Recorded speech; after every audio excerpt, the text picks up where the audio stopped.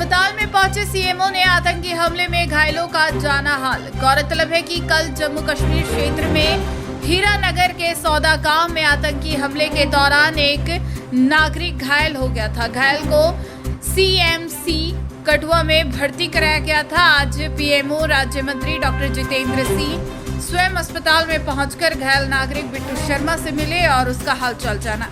इस मौके पर उन्होंने बिट्टू शर्मा की हौसला अफजाई करते हुए उनके जल्द स्वस्थ हो जाने की मंगल कामना की है। बूट खोलो भैया सारे।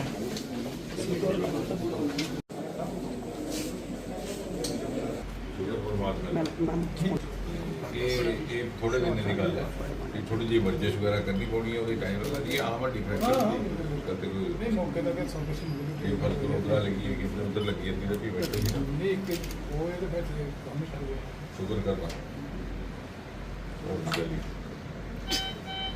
बाकी किसी भी हो साढ़े इतने डॉक्टर साहब भी हैं, डीसी साहब भी हैं, साढ़े अपने साढ़े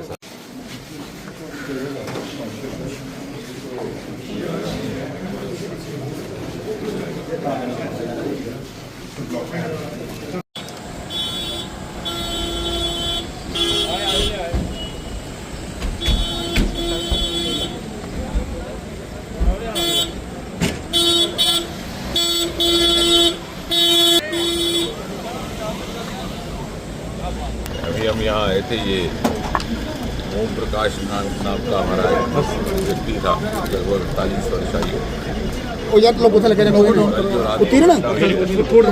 उसमें गोली लगने से बाईं बाजू पे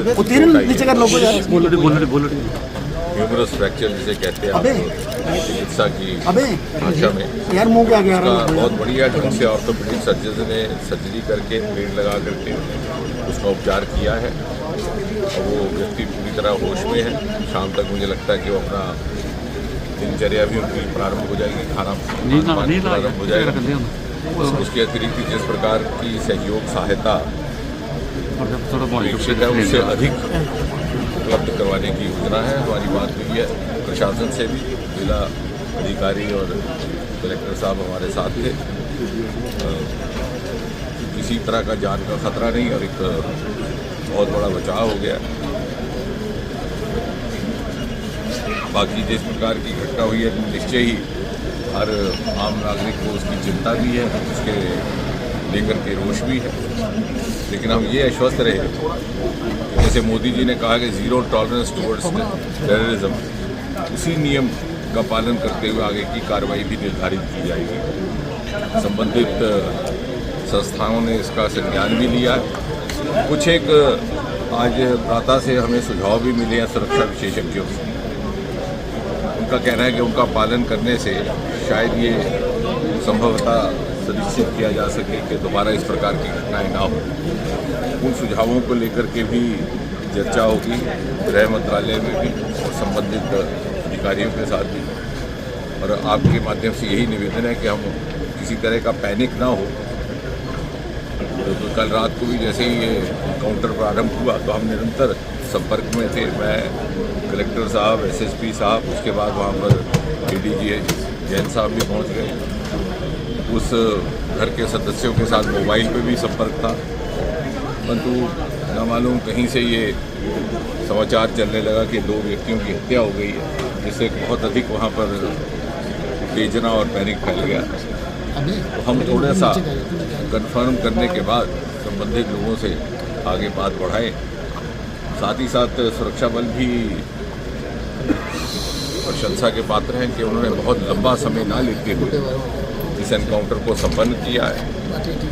दोनों आतंकी लिक्विडेट कर दिए गए और इसी प्रकार से छत्रकला में भी चल रहा है एक एनकाउंटर। उसको लेकर के कुछ सुरक्षा संबंधित सुझाव आए हैं जो हमने संबंधित अधिकारियों तक पहुंचाए हैं। पुलिस और अर्धसेना बल वहां पर मौजूद है।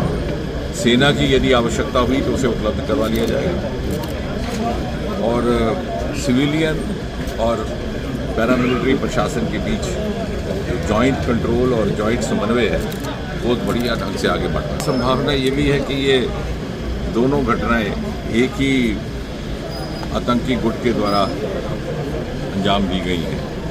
अभी मेरा वहाँ भी जाना होगा उस परिवार में भी, लेकिन उसको लेकर के आप ये आश्वस्त रहिए और आपके माध्यम से भी बाकी हमारे यहाँ जितने भी नागरिक के निवासी हैं कि ये जो थोड़ा सा शिफ्ट हुआ था टेररिज्म का फोकस कश्मीर घाटी से इस संभाग की ओर से, ये भी इस बात का संकेत है कि वो अधिक वो दबाव में है। सर बीडीसी को फिर से रिवाइवल के लिए जिस प्रकार से उनको घाटी पर दबाव पड़ा और उन्हें मजबूर होकर के अपना फोकस शिफ्ट करना पड़ा, लेकिन वो यहाँ सफल नहीं हो पाएंगे। उसका एक बहुत बड़ा कारण ये भी है कि ये सारे का सारा खित्ता, ये हीरानगर का इलाका और ये दूसरा इलाका, ये रिवायती तौर से राष्ट्रवाद और देशभक्ति से ओतप्रोत लोगों से भरा पड़ा है और इससे हमें आम जनता का सहयोग भी पूरी तरह से उपलब्ध है। जिस प्रकार से कल भी वहाँ के स्थानीय लोगों ने जिस प्रकार से सहयोग किया है वो भी एक उदाहरणीय है और इसलिए मुझे विश्वास है कि यदि आतंकी हताश होकर के घाटी से यहाँ